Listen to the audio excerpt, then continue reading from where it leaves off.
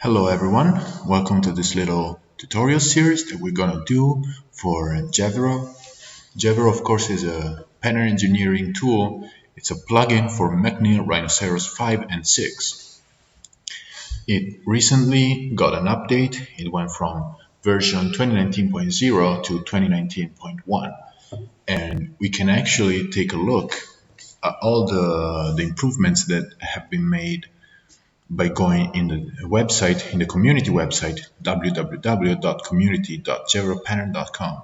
And if you go over this section, software improvements, we can see that the announcement Jevero v 2019.1 is out.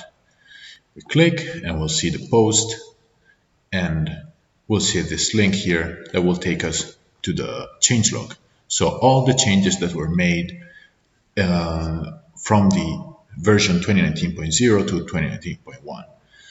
We had a major modifying and improvement for the grading infrastructure, other different functions that were added, and bug fixes. So if there was any bug that was found, you can find it here and you can see if it was solved or not.